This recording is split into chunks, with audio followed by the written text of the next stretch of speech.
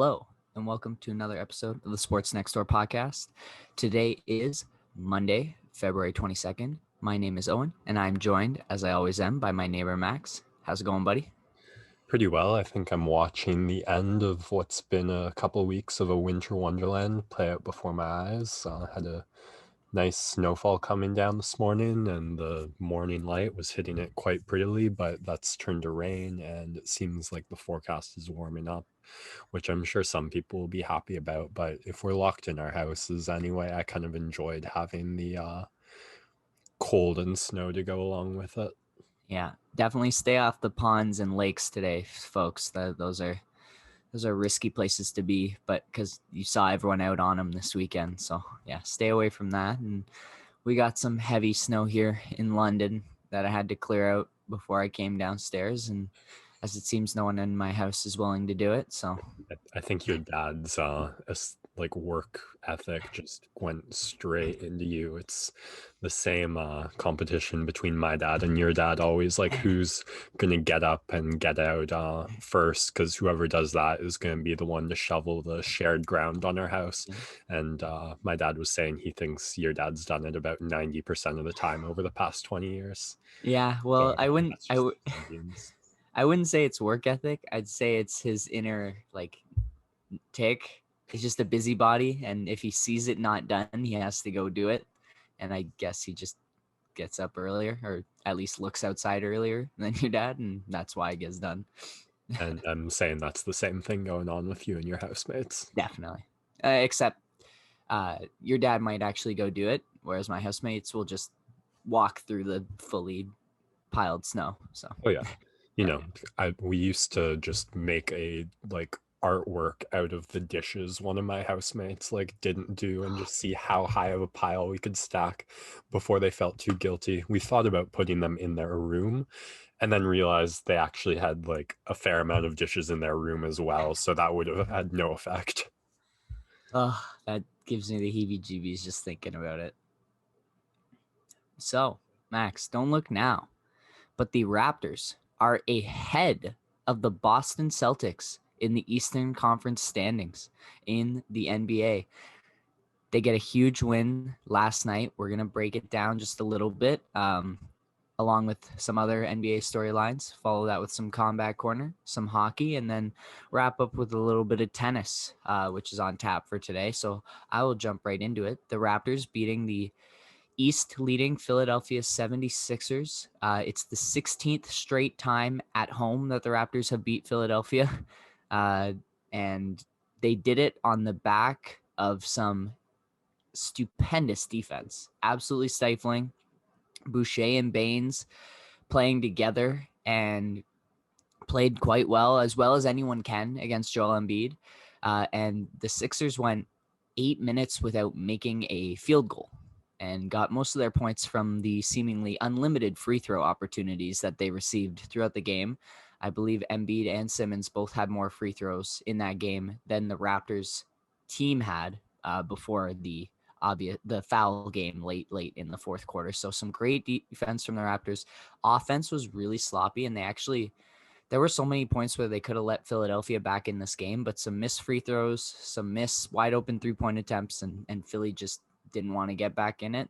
And big win for the Raptors as they beat Minnesota in a tough back-to-back 3 game of 4 nights slog fest on Friday. And the highlight of that game wasn't even the Raptors winning. Sorry. That was just such a sloppy game. I did catch they also had an 8.5 minute stretch without a field goal.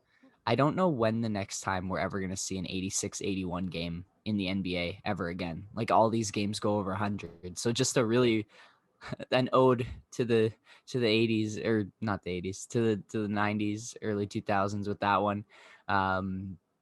And yeah, just the highlight of that game was Anthony Edwards sending Yuta Watanabe to the Shadow Realm. That dunk was absolutely absurd.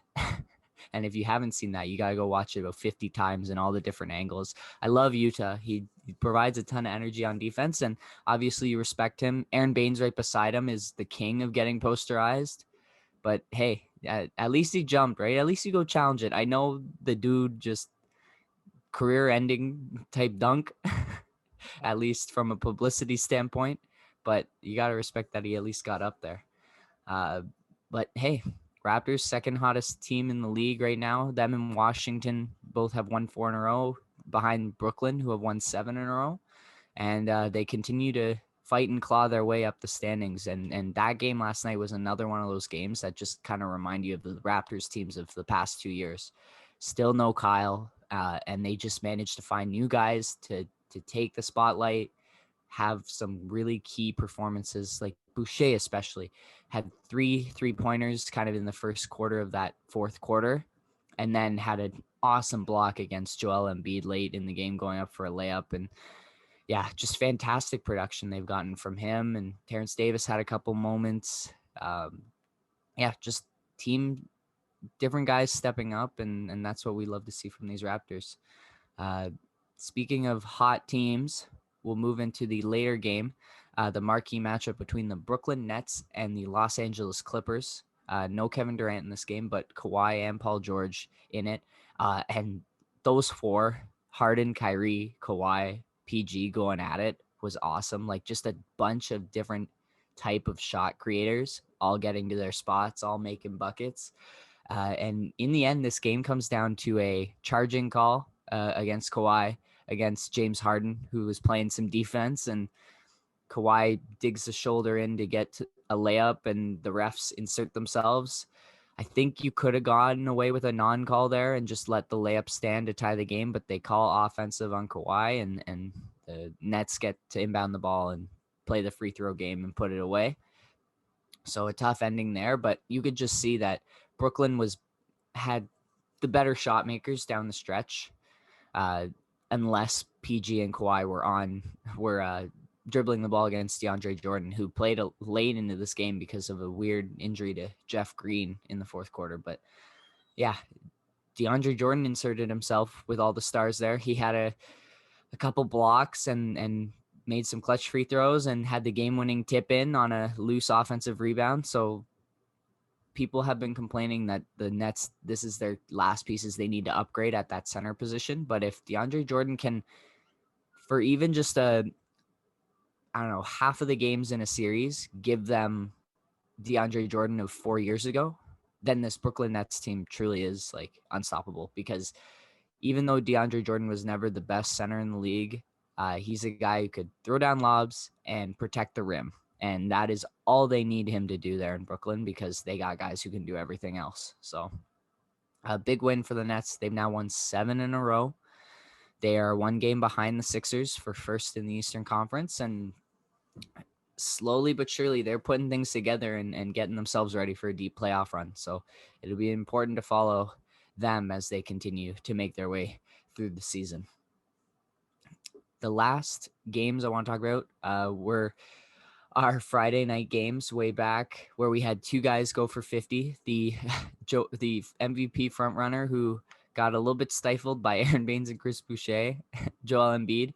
2 nights earlier, everyone was saying, oh, he's unlocked a new level in the video game, puts up 50, and I think he had double digits rebounds, was close to a triple-double with assists and like 3 blocks and 3 steals. Like he just did everything, and just absolutely torched his opponent that night. But the guy I really want to talk about was Jamal Murray, who put up 50 on 80+% field goal percentage, 80+% from 3. I think he was 21 of 25 on the night and no free throws, but he scores 50. Just an impressive shooting night. He was putting it up from everywhere and it was just falling. And it was, I don't want to say it was Curry-esque because it's just not the same. No one's going to ever replicate how Curry and Clay can explode for points, but Murray for sure was one of the best shooting performances we've seen in a really long time. It's the highest field goal percentage for a 50-point performance since Wilt Chamberlain. So pretty impressive to say the least. And the Nuggets needed that performance from him. And hopefully he can find a little bit more consistency, just the thing that we've been continuing to harp on as the season's gone along. But fun to see that Murray has at least one signature moment this season as we get further along and closer towards the All-Star break. So just more stuff to follow in the NBA. We're looking at getting close to our halfway report of the season. Maybe we'll get that done. But until then, keep enjoying the basketball because it's been really, really great. And the fans are slowly coming back in some of the buildings. So I don't know how that'll affect things going forward. Yeah, it looks like we're seeing a bit of realignment right now in the East. So I'm kind of hoping to see that wave ride out, and then we can make our armchair calls on it. And the way it's trending is more in the direction of what we both called at the start of the season. So I'm like ready to call myself king just a couple more games. Yeah, it'll be interesting to see what sort of players are in play at the trade deadline, because obviously we already mentioned there are a lot of teams that think they're in it because of these extra seeds for the play-in tournament, and so less guys available on the trade block. But definitely, that Andre Drummond is out there, JaVale McGee is out there, both from Cleveland. There might be a couple other guys like PJ Tucker, others such as that, who Victor Oladipo, guys who might be on the move from some of those lower seeds. And it depends who's in on these guys. I think Boston is really looking for a shakeup at this point. They had a tough loss against New Orleans yesterday in the afternoon game where there was some great shot making from Tatum, from Ingram, and Zion was being a bully. That was a fun one. Went to overtime. But yeah, Boston's looking for a shakeup. They could be in on someone if Bradley Beal is actually available, which they continue to deny that he is. But if he's available, that's a game changer for one of these teams, a Boston, a Denver. I don't know who else would be in on him, but the trade deadline is getting closer. And I think if guys get moved, it's going to be over the All-Star break, because then that allows for them to not be playing in a game, and it lowers the risk of COVID spreading. So if you're going to move guys, you want to do it in the time when they're not playing games and maybe not interacting with as many people. So I think that may be when we see the majority of the trades go down, and then we'll be able to reassess what the playoff picture looks like in both conferences. But until then, we will take a quick break and come back for some Combat Corner. And we're back for some Combat Corner, a card that you weren't necessarily super high on, and you had already previewed the main event, which turned out to be a goodie. So Max, break down what happened on Saturday night. Yeah, I ended up watching the Leafs Habs game instead of the prelims undercard. Just that was a little more compelling. The prelims did end up being very exciting. I think the first 5 fights all ended in finishes. But overall, looking at the card, there were just a lot of newcomers and not a lot of consequential matchups, with the most consequential one being in what's by far the least interesting division, the women's bantamweight. So next week's card looks great. When you have like UFC card after card after card after card, sometimes it's nice to take a little break in between and just reset, and I find it gets me more excited for the one coming after the reset. But the main event is absolutely worth talking about. Derrick Lewis knocking out Curtis Blaydes, and the biggest upset, I think, in a UFC main event in 5 years. And Lewis just continues to be a living meme in how he wins fights. He decided to do one thing: wait for Curtis Blaydes to shoot and then knock him out. And it looked a little silly at times in the fight, because Curtis Blaydes, like a very pressure heavy fighter, came out, was looking for the takedown early. He makes no secret of it, and Lewis kind of stung him as Blaydes tried to close the distance, and that made Blaydes hesitate.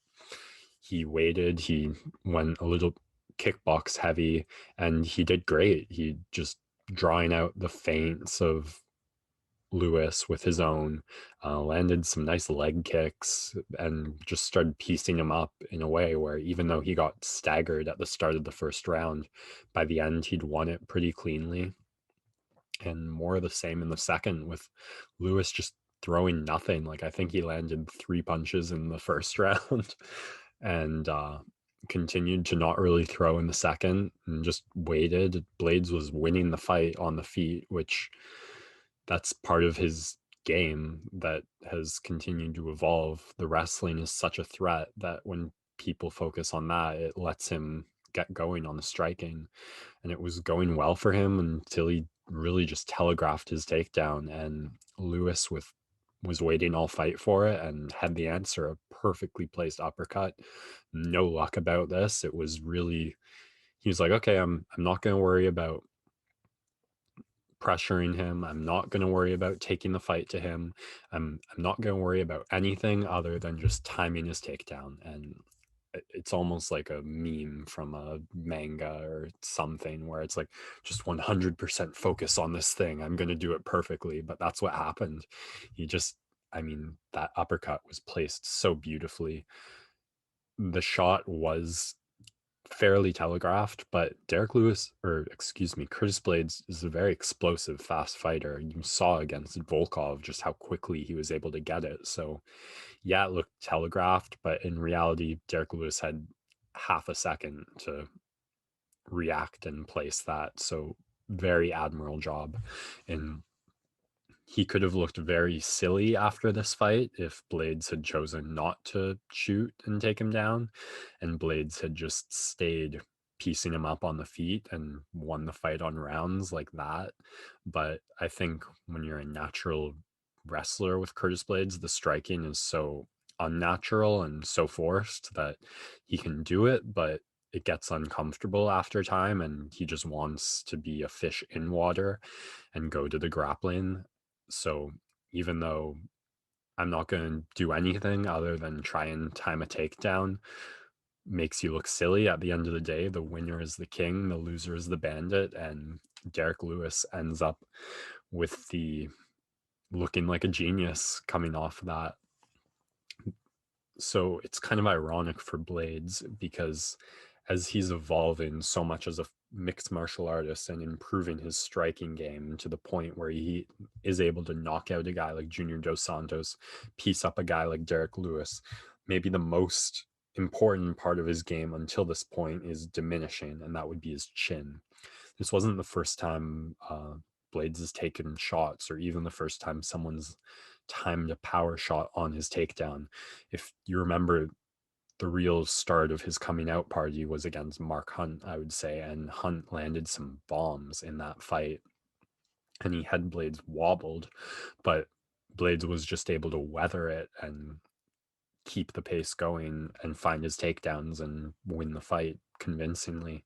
And same thing against Alistair Overeem. Every round starts on the feet, and Overeem in particular timed this devastating knee, almost the same sequence as this Derrick Lewis knockout, just it was an uppercut for Lewis and a knee for Overeem. Going back even further than that, Lewis's first fight against Francis Ngannou, that was ended by stoppage, but it was a doctor stoppage because the eyes of Blade were so swollen. So what I'm trying to say is Blaydes had this ability at the start and rise of his career to just kind of eat shots from anyone and keep going. And I think that was a big part of his success. But the longer you're in the game, the more shots you get hit with. You never know when that chin is going to go. And don't, I'm not certain on this, because when you're shooting with all that acceleration for a takedown down and someone like Derrick Lewis times you with an uppercut, that's the logical conclusion. But Lewis was really Blaydes was really in the shadow realm on this one. He was just unconscious on the canvas. I saw something on Reddit like Derrick Lewis landed 6 strikes in this fight, and 3 of them came after the knockout. So those do not help. I'm not criticizing you. You fight till the ref stops you, and if it's like the eternal regret of any fighter who stuns someone and then doesn't put them away. Lewis, classic Lewis with the "it was Herb Dean's fault" comment right after the fight. But anyway, it's just kind of difficult for Blaydes that what had brought him a lot of his success seems to be going away, and you've got to think the chin's going to be even worse after this fight.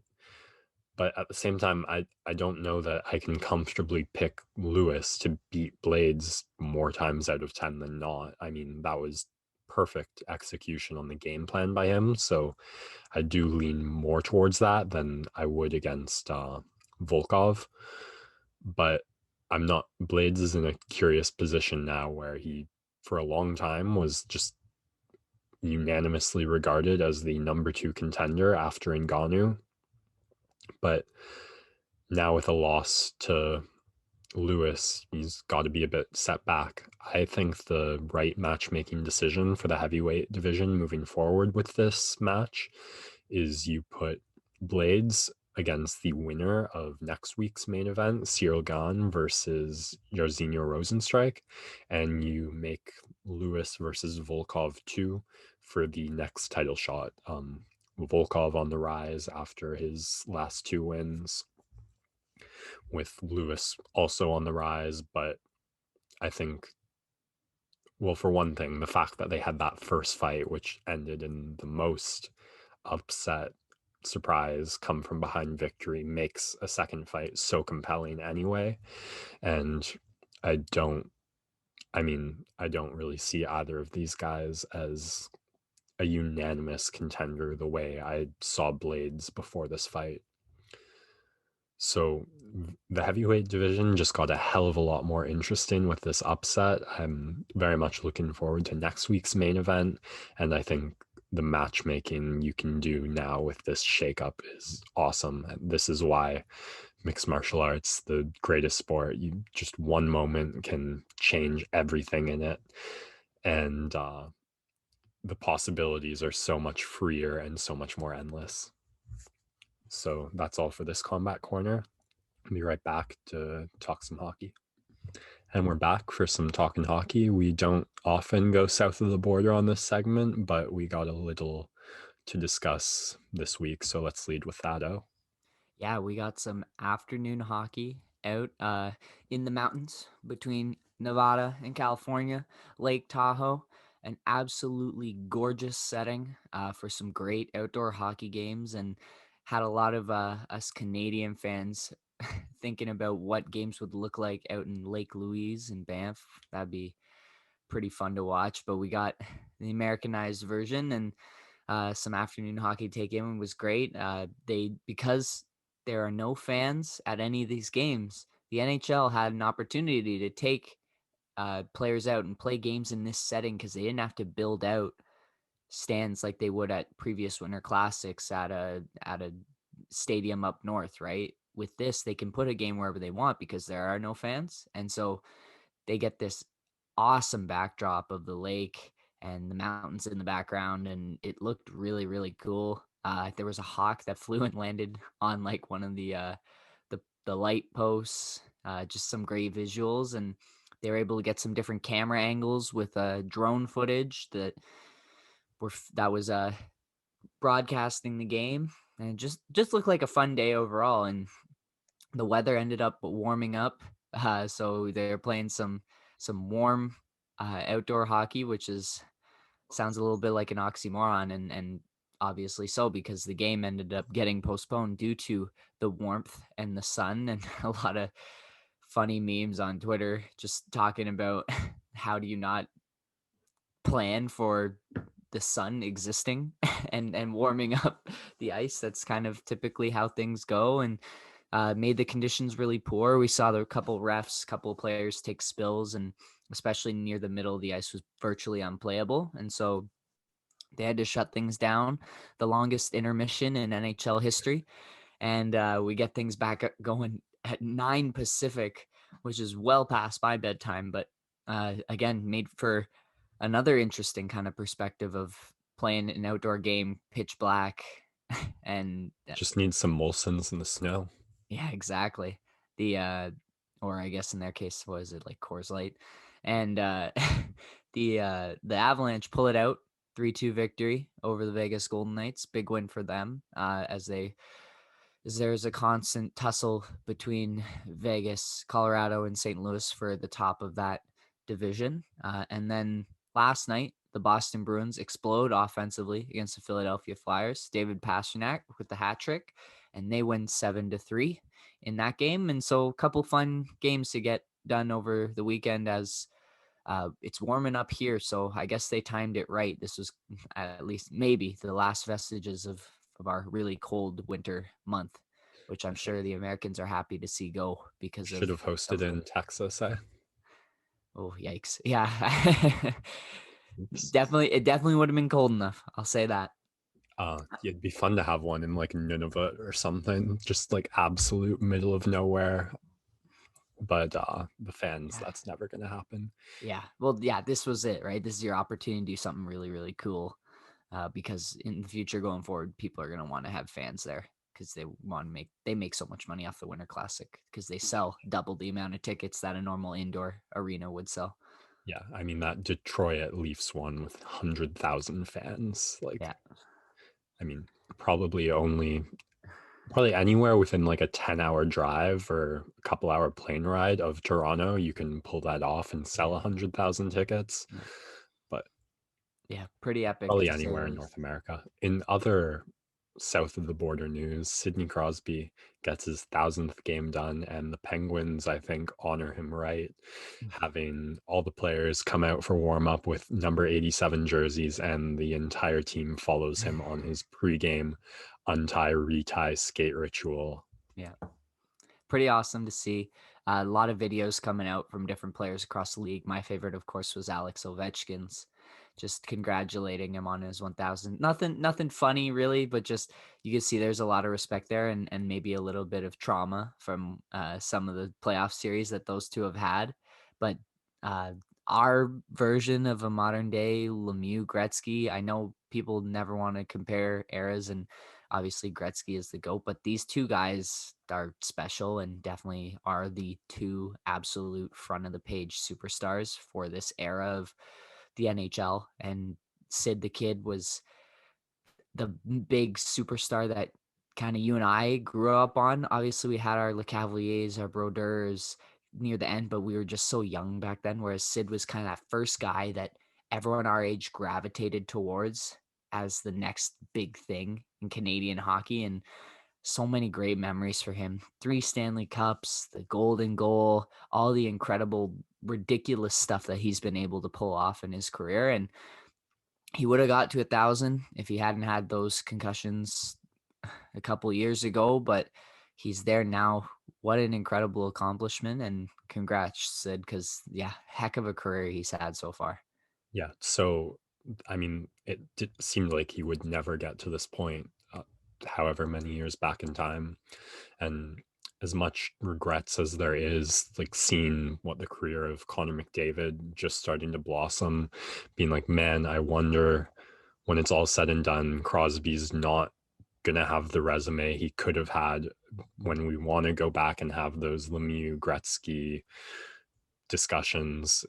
It's a shame that we won't be able to have it at its full. But I mean, to come back from an injury like that and win 2 Stanley Cups is more than enough of an incredible achievement. The golden goal, one of my all-time favorite memories, my all-time favorite hockey memory. So, like you said, the first superstar of our generation that we got to watch as fans from start to end, whenever that will be. And I mean, he put up 3 points in his 1,000th game, so the end's not coming anytime too Yeah. soon. Yeah, and it definitely a guy like across all areas. Obviously, we haven't seen every player play and some of those greats from the 90s, 80s, but like Sid in his prime, some of those games, man, you could put them up against any performance from any player. He just when he was at his absolute top of the line play, he was utterly dominant. No one could take the puck off of him. He'd just go wherever he wanted. He had a nose for the puck. It would find him wherever. Yeah, truly special and just like on a completely different level. And even like some of the younger kids today now who have Connor McDavid as their guy, that there's their very first like amazing superstar, or maybe here in Toronto, Austin Matthews, who's been on absolute tear. We'll get to that in a second. But yeah, Sid's our guy, and I'd put him up against anyone. He's just Yeah. truly like one of a kind. The creativity with the willingness to be behind the net with 3 guys on him, find a way to like bounce it off the post, skate out of the deeks, and then either like undress the goalie or just set up a guy like through 2 blocked passing lanes. The skating, the creativity, the shot making, just a perfect, well-rounded player who at one point in time was without question the best in the world. And it's been such a pleasure and fun ride watching the career. Yeah. So congrats. Yeah. So some tummy sticks for Sid, and we'll move them along to our Toronto Maple Leafs, who win the battle of the original 6 and improved to 3-1 on the season against the Montreal Canadiens in another Saturday night soiree, which was again so fun to watch these two teams go at it when they are playing really, really well. And I mean, what can you say about Austin Matthews? I was talking to my dad yesterday, and I don't know if he's 100% there with me yet, but this is the greatest Leaf we've ever seen, with like not even close. You could obviously Matt Sundin, awesome. Again, he was a little bit too early for you and I when we were learning it, and we've had Phil Kessel, but like both of those guys compared to what Austin's doing right now, he's just on a whole different level. He's on a 52 goal pace in a 56 game season, and he's already missed one of those games, so 55 for him.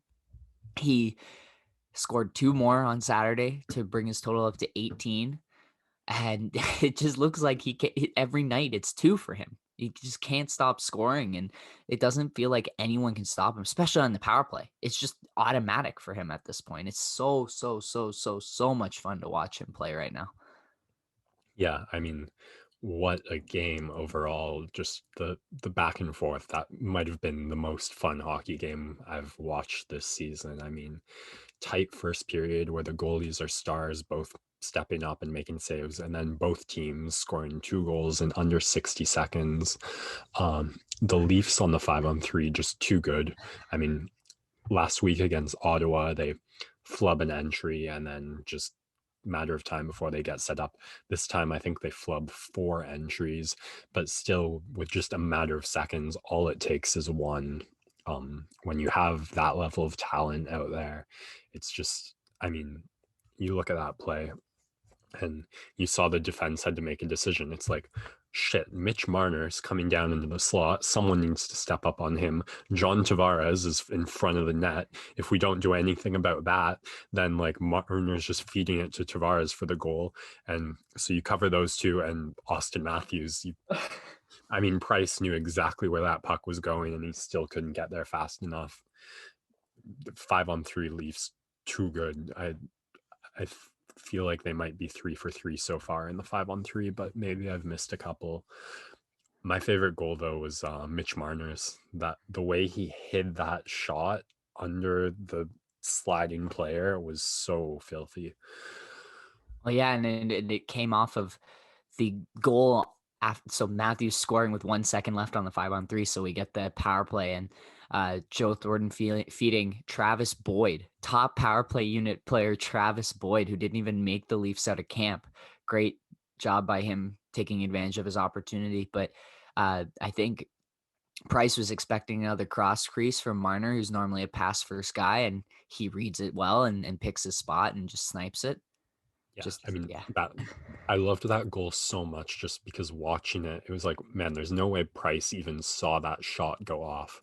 Marner managed to find the hole under the sliding player for like a perfect angle on the net where you can't even really see the stick. So that was just such a high level move that I was so impressed by.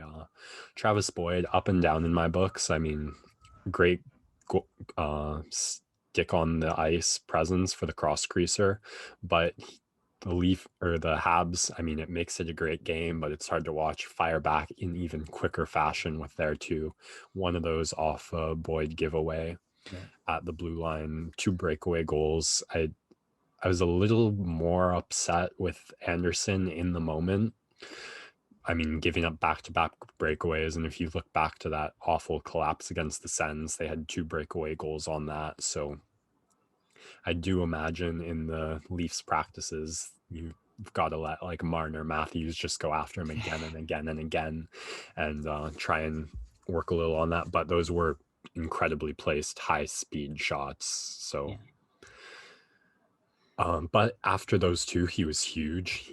I had an absolute robbery on a setup by Drouin. I can't remember who tried to put it away, but filthy steal, and he was huge for all the places he needed to be throughout the game. So he got beat 4 times in this game, one of which got called back, which was a strange one to say the least, because they put on the headsets. They initially called it a good goal, and then it got coach challenged by Sheldon Keefe, and they go back again to the monitors, and this time it's no goal. And I think that's the right call. Very similar to the Thornton goal, where the pad gets pushed across the line, and everyone can be upset about that rule, but it is a rule, and it already burned the Leafs. Funny how it burns in like 3 days ago, how quickly we get 2 instances that I haven't seen in a long time happen in the span of 4 days, but it goes one way and then goes the other for the Leafs, and they get the right call. Just they need to continue to clean it up, because they had that issue with Columbus and Carolina a couple weeks ago with the video technician making a mistake and them calling the goal and then realizing they made a mistake, but they don't take back the goal. They just take away the penalty for the bad coach's challenge. It's a very, very weird thing by the NHL, and they need to get it figured out, because as a fan or as a new fan, if you don't know what's going on, it's going to make you less likely to enjoy the game. And these replay processes are slow, tedious.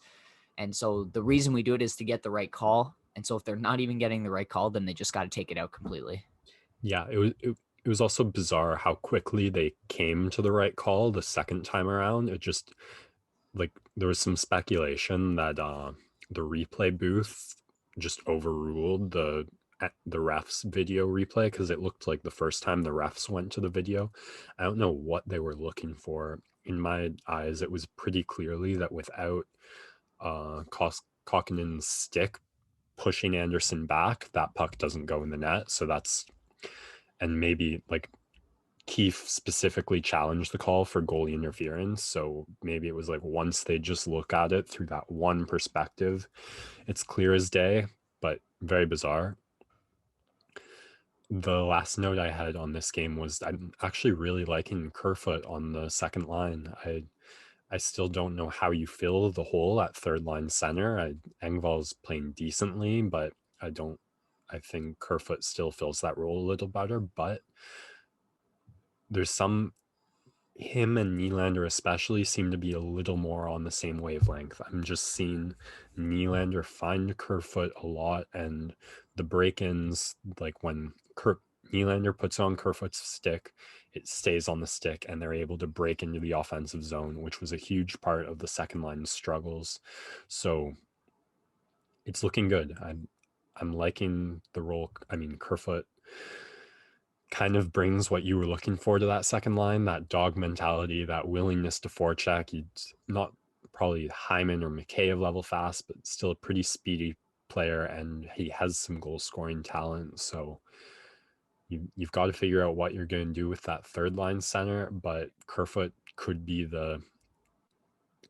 earning himself the permanent role on that second line if the play keeps up and just the passes keep connecting the way they have been, in a way they weren't with other players.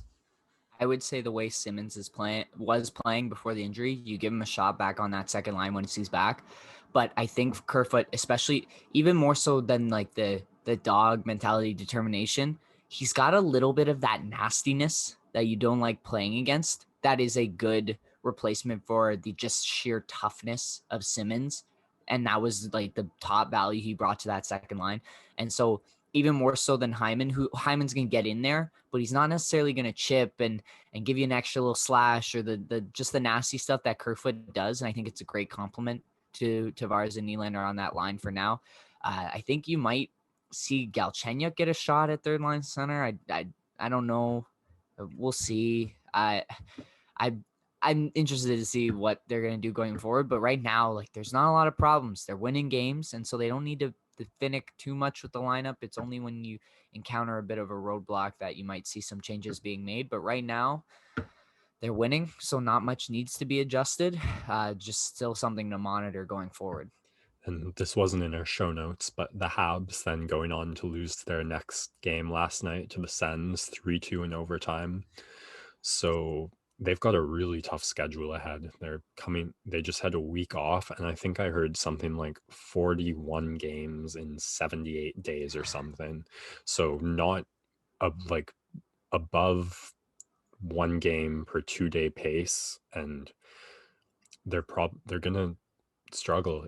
I imagine all the Canadian division teams are gonna have schedules paces close to that, but coming off a full week break, just having to go into that, you're gonna have a lot of nights where you just had a tough matchup, and then back to back you've got to pull it out, and another tough matchup against the Sens. Tighter game with the Sens out shooting them, and Brady Tkachuk finding the goal in overtime. So no need to like sound the alarms and panic too hard yet, but the Habs won for 4 points in their last two. You especially don't want to be, the Sens just seem to kick it into a higher gear against their closer in distance rivals, the Leafs and the Habs. But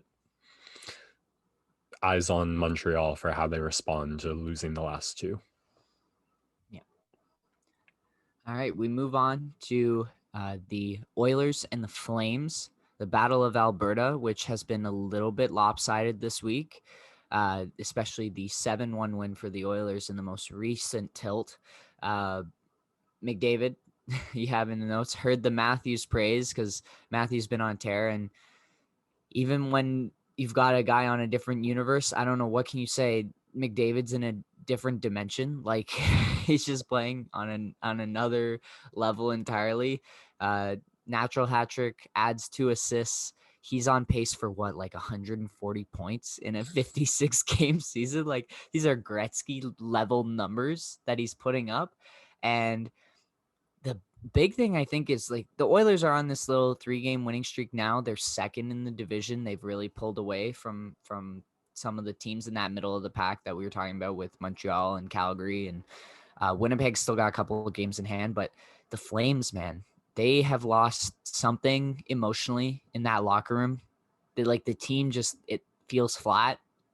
Matthew Tkachuk was interviewed and talked about how they really needed to come out in that game with fight because it's a really make or break game for them. And they come out and they get beat 7-1. Like Markstrom just has been playing as well as he can, but he just looks tired. Like he's playing a lot of games and getting a lot of shots thrown at him. And there's only so much you can do as a goaltender when you're just getting peppered constantly. And this Flames team, now they head here to Toronto for a couple of games with the Leafs. Of course, there's just no real break in the schedule for them. I don't know where they're going to find the motivation, but we saw earlier when the Leafs are playing them, they get discombobulated very easily emotional wise, and they just need to find something to rally around right now because they're a team that's missing that inner drive. Yeah, they had a chance down 2-0 early against the Oilers, and then this replay was a lot more muddled. There was a lot more going on, and it was a lot harder to track, but the NHL kind of making the reverse call of the Thornton Kokkinen no goals and count a Calgary goal with questionable levels of goalie interference.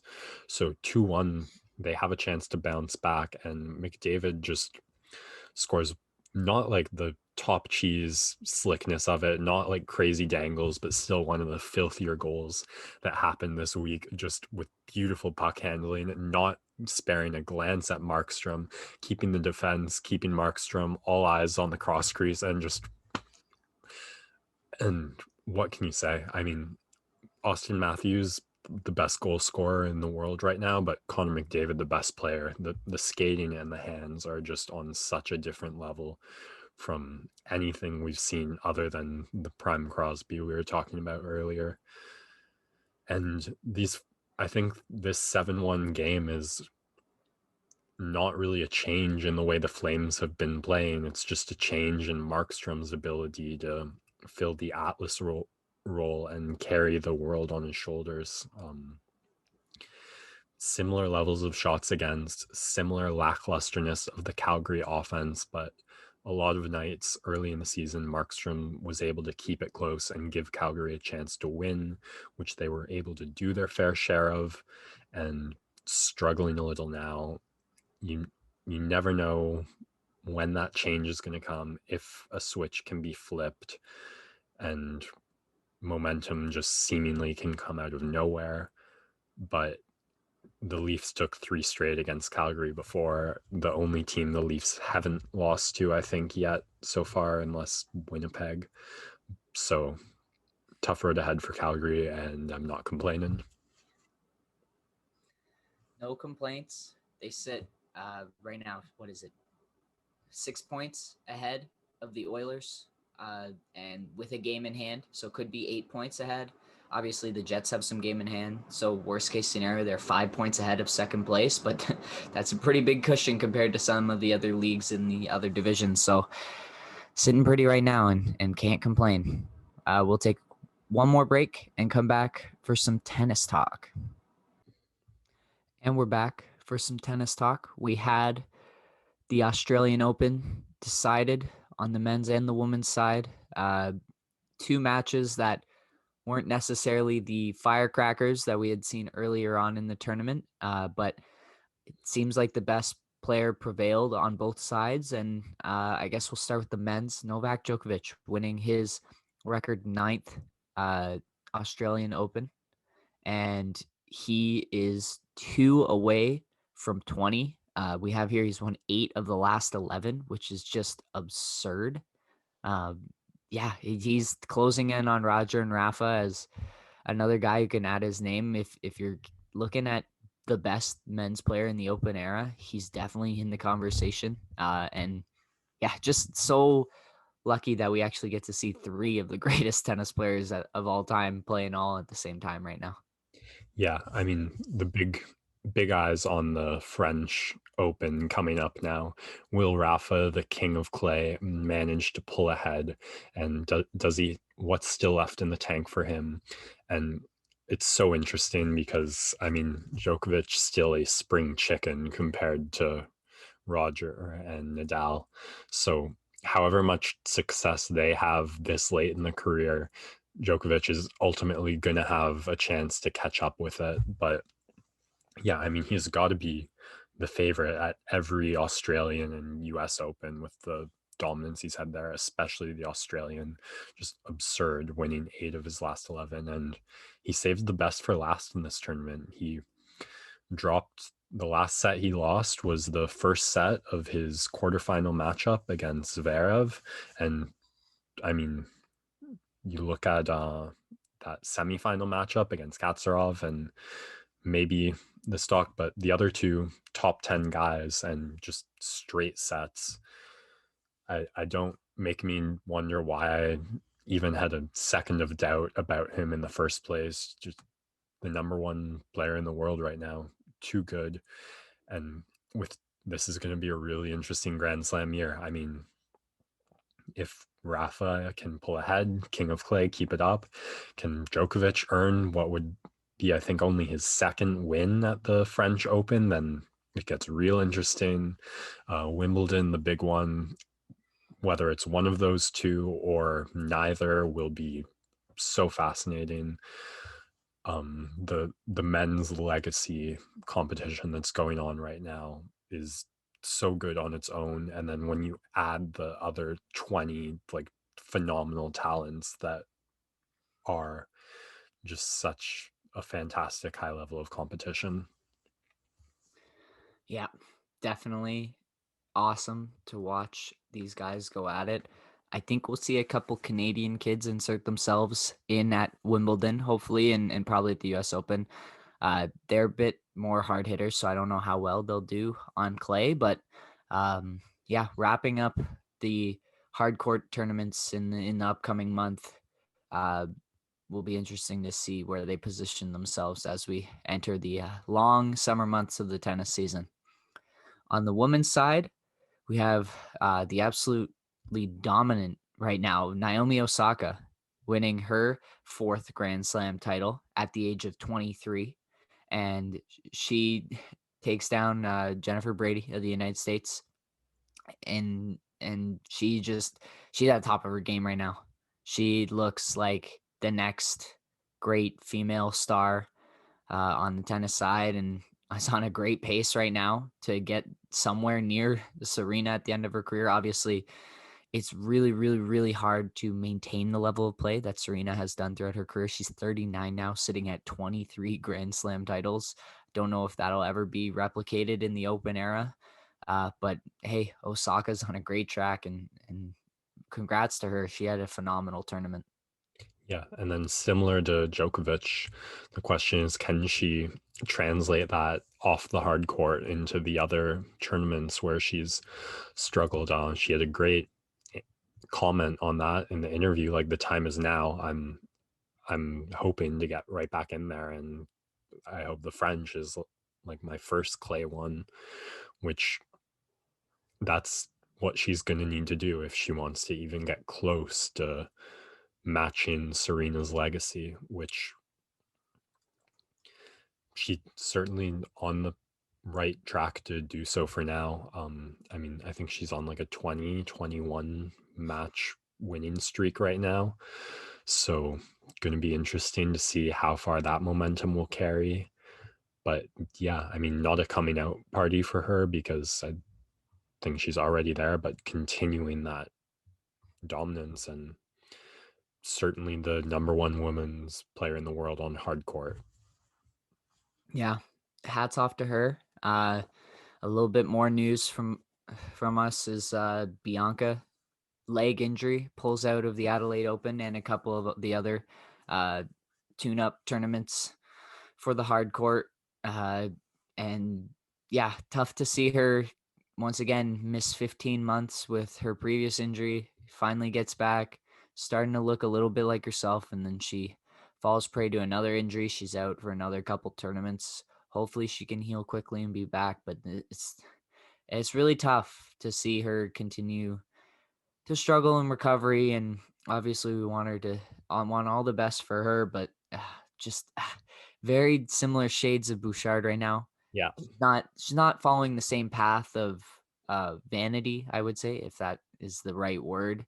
But yeah, it's just so unfortunate that these incredible Canadian tennis players have been struck down by some bad luck. And so hoping for a speedy recovery and that she'll be back in time for clay season and ready to kick some butt. Yeah, I think she's eyeing a return in mid-early March, and it seems like just a tactical decision this early in the tennis season. Doesn't want any wear and tear that's going to accumulate, so hoping to jump into clay season and the intense summer as fresh as she can. And I don't know, I mean, that similar decision making with her last injury, like she could have rushed back sooner but chose to wait, play the patient game. You just hope that's going to work out, and that when she does come back, she's physically fresh and her game isn't rusty. I mean, incomparable in the size of the two layoffs. But yeah, something about Canadian women's tennis seems to be a little cursed at the moment. I mean, with one Grand Slam, she's already, I guess, outmatched Bouchard, and that's always going to be huge for her. But just the potential you see in her is like a top mainstay at the women's division for a long time, which is what people were saying about Jeannie at one point. And so just to hear the similar comparisons and then see this injury is like, you can just see the potential for the tracks heading in a direction you don't want to think about if you're a fan of Canadian women's tennis. So Yeah. Yeah. The other thing I'd say is Bianca's just so young. I think she's 20, 21. And so she's got a lot of time to get back on her feet and not even anywhere close to her prime. So hopefully we'll see her on the court sooner than later. for sure, just the early injuries are troubling in all sports. When you see a career start off like that, there's too many players to name that have just, the injuries happen and then they don't get back for a while, and then it's never quite the same after. So this is a 1 month less, I think, layoff, but you don't like to see a return to injury so quickly. No.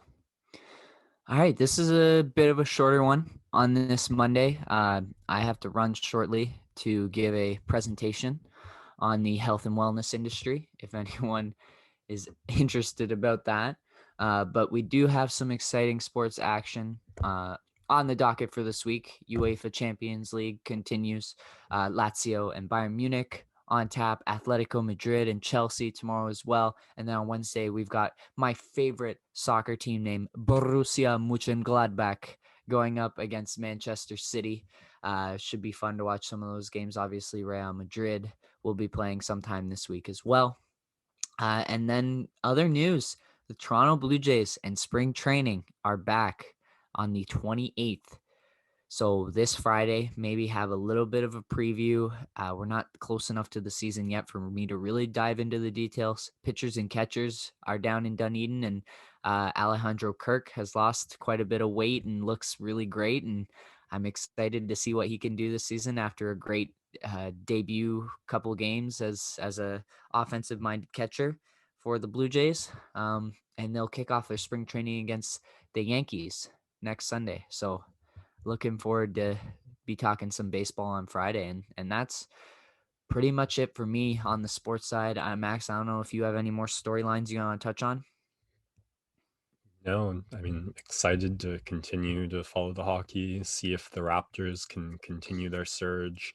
I mean, wins over the 4 teams ahead of them is a little encouraging, just a question of consistency. And I'm very excited for the UFC on Saturday, so looking forward to breaking that down Friday. Just the way Corona has gone for the UFC, certain matchups, like it's not an injury pullout, so they can reschedule them quite shortly, and some cards are just going to have all the luck in the right matchups piling up on them. And next Saturday is looking like one of those. Too soon to say for now, because half of those fights could get yanked again in the next week. You really never know with Vegas, but right now UFC Saturday is looking great. Looking forward to previewing that Friday. Awesome. Yeah. Should be a good pack show on Friday, hopefully. And want to thank everyone for listening once again. Appreciate each and every one of you. We're everywhere.